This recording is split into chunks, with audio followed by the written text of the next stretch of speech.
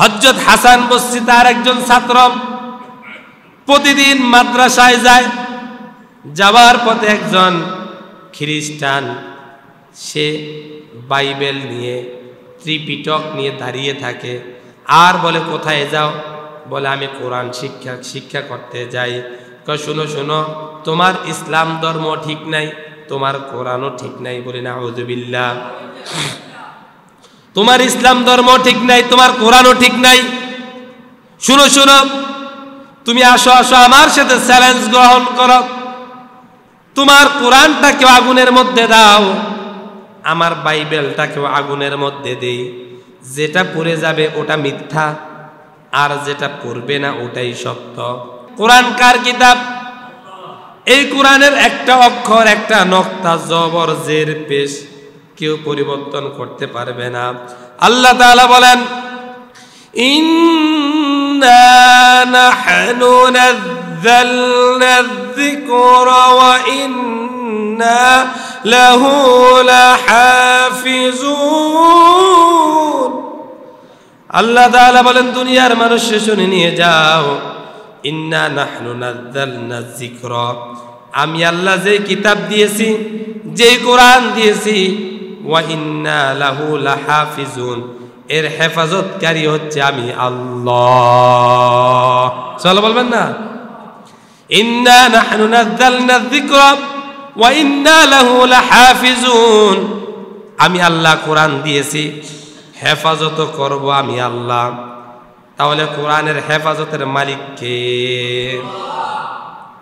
হযরত হাসান বসরি তিনি তার ছাত্রদেরকে মাদ্রাসায় পড়াইতেন। কোথায় কোথায়? মাদ্রাসায় কোরআন পড়াইতেন। ওই সময় কোরআনের অনেক দাম ছিল, যেখানে সেখানে কোরআন পাওয়া যাইত না, হাতের লেখা কোরআন ছিল। এখন তো কম্পিউটারের ছাপা কোরআন। এই জন্য আমাদের কাছে অনেক অনেক কপি থাকার কারণে কোরআনের মর্ম বুঝি না। মসজিদের মধ্যে কোরআন পড়ে থাকে, পড়ার মতো মানুষ পাওয়া যায় না। কিন্তু এমন একটা সময় আছিল, যেই সময়ের মানুষগুলো কোরআনটা পড়বে এই রকম একটা কোরআনও পাইতো না। কোরআন ভাড়া করে এনে এরপর গোটা মহল্লার মানুষ মিলে কোরআন পড়ত। হযরত হাসান বসরি তার একজন ছাত্র প্রতিদিন মাদ্রাসায় যায়। যাওয়ার পথে একজন খ্রিস্টান, সে বাইবেল নিয়ে, ত্রিপিটক নিয়ে দাঁড়িয়ে থাকে আর বলে, কোথায় যাও? বলে, আমি কোরআন শিক্ষা করতে যাই। শুনো শুনো, তোমার ইসলাম ধর্ম ঠিক নাই, তোমার কোরআনও ঠিক নাই। বলি নাউযুবিল্লাহ। তোমার ইসলাম ধর্ম ঠিক নাই, তোমার কোরআনও ঠিক নাই। শুনো শুনো, তুমি আসো আসো, আমার সাথে চ্যালেঞ্জ গ্রহণ করো। তোমার কোরআনটাকেও আগুনের মধ্যে দাও, আমার বাইবেলটাকেও আগুনের মধ্যে দেই। যেটা পড়ে যাবে ওটা মিথ্যা, আর যেটা পড়বে না ওটাই সত্য। ছাত্র বলল, না না, কোরআনের সাথে এত বেয়াদবি আমি করতে পারবো না। একদিন, 2 দিন, 3 দিন, 4 দিন এমন করে করে প্রতিদিন মাদ্রাসায় যাওয়ার সময় ডিস্টার্ব করে। এলাকার মধ্যে খবর ছড়িয়ে পড়ল, মনে হয় যেন কোরআন মিথ্যা। এই জন্য কোরআনের সাথে চ্যালেঞ্জ লাগতে চায় না, কোরআনের সাথে চ্যালেঞ্জ লাগতে চায় না।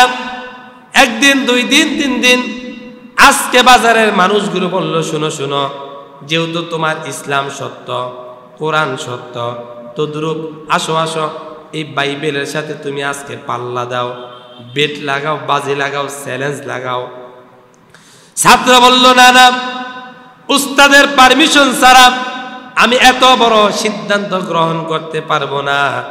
তিনি তার উস্তাদদেরকে গিয়ে বললেন, উস্তাদ, আমি আসার সময় প্রতিদিন একজন খ্রিস্টান আমার কোরআন নিয়ে চ্যালেঞ্জ করতে চায়, এখন আমি কি করব? বলে, কে তোমার কোরআন নিয়ে চ্যালেঞ্জ করতে চায়? একজন খ্রিস্টান আমার কোরআন নিয়ে চ্যালেঞ্জ করতে চায়।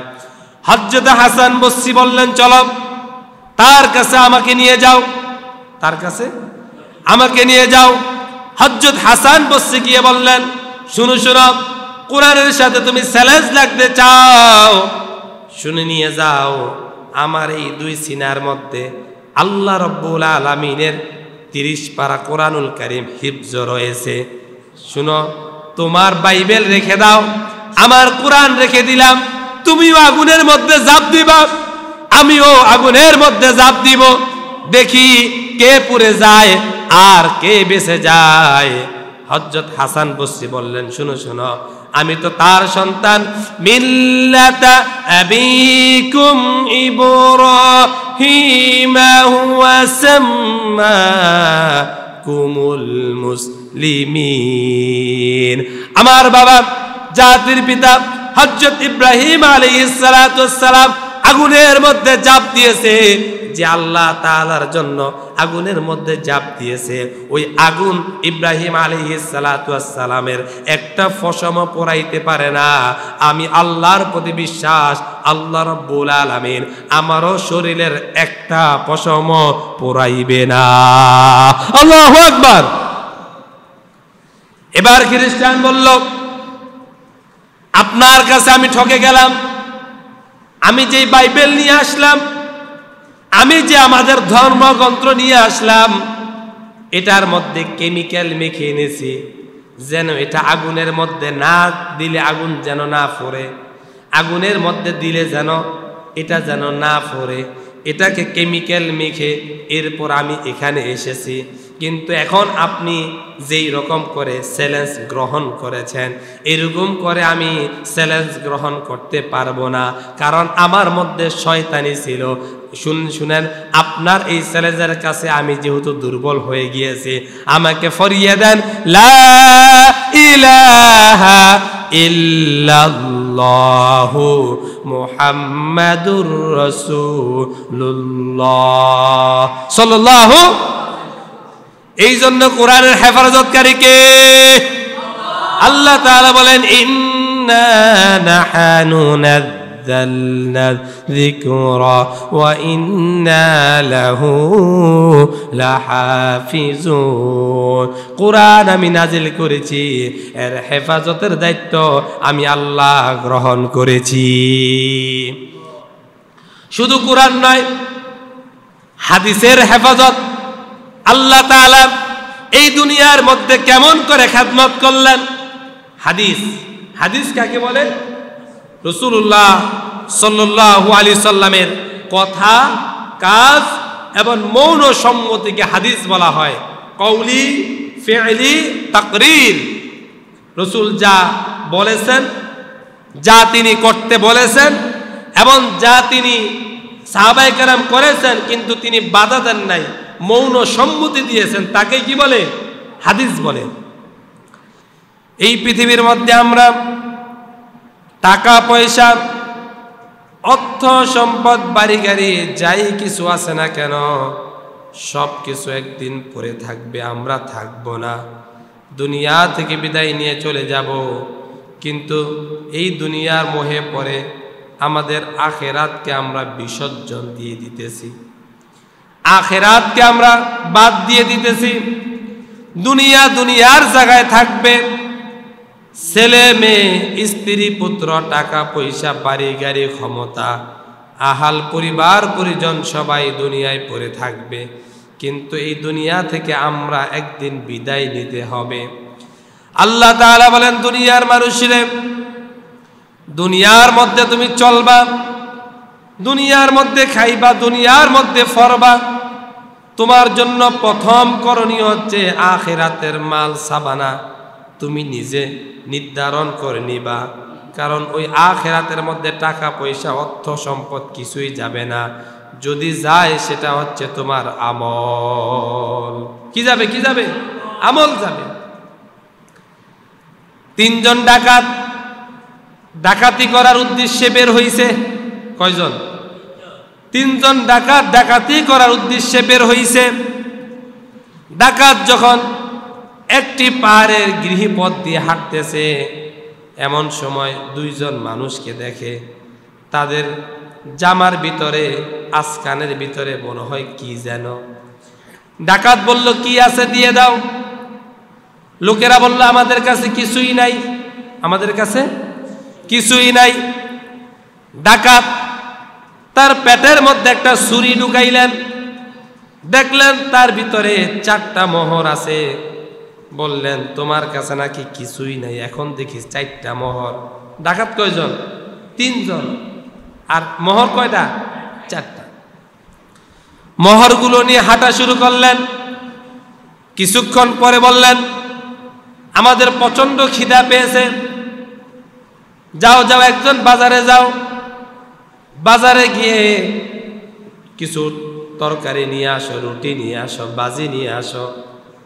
একজন বাজারের মধ্যে গেলেন, 2 জন বসে বসে মোহর পাহারা দিতেছেন।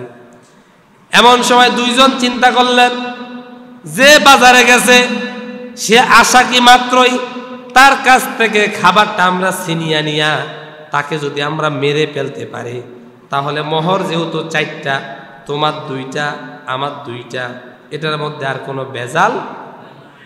মোহর 3টা, মানুষ মোহর 4টা, মানুষ 3টা। এখন একটা মোহরের আবার 3 ভাগ করতে হবে, ঝামেলা আছে না? তা আমরা যদি একজনকে মেরে ফেলি তাহলে তোর 2টা আমার 2টা, আর কোনো ঝামেলা। যে ব্যক্তি বাজারে রুটির জন্য গেলেন সে চিন্তা করলেন রুটির মধ্যে যদি বিষ মিশাইয়া নিতে পারি তাহলে তো এই 2 জন বিষ খাইয়া মরে যাইব, 4টা মোহরের মালিক আমি একাই হয়ে যাইব। ঘটনা যেমন সুন্দর করে যিনি রুটি নিয়ে আসছেন, রুটির মধ্যে কি? বিষ। যিনি রুটি নিয়ে আসছেন, রুটি ছিনিয়ে নেওয়ার সাথে সাথে তাকে উপর থেকে পাথর মেরে সাথে সাথে তাকে দুনিয়া থেকে বিদায় করে দিলেন। এবার চিন্তা করলেন বালা তো একটা দূর হইছে, এবার আসো আসো আমরা রুটি খাই, নিজের খিদাটা নিবারণ করি, এরপর মোহরটা ভাগ করব। যখন বিষ মিশানো রুটি খাইলেন 2 জন দুনিয়া থেকে বিদায় নিয়ে চলে গেলেন। মোহরের জায়গায় মোহর পড়ে আছে, মানুষ দুনিয়ার মধ্যে নাই। এই দুনিয়ার সম্পদ এমন, টাকার জায়গায় টাকা থাকবে, আপনার ব্যাংকের অ্যাকাউন্টের জায়গায় ব্যাংক অ্যাকাউন্ট থাকবে, আপনার ফ্যামিলির জায়গায় ফ্যামিলি থাকবে, স্ত্রী ছেলে সন্তান সবই থাকবে, কিন্তু আপনি থাকবেন না। ঠিক কি না?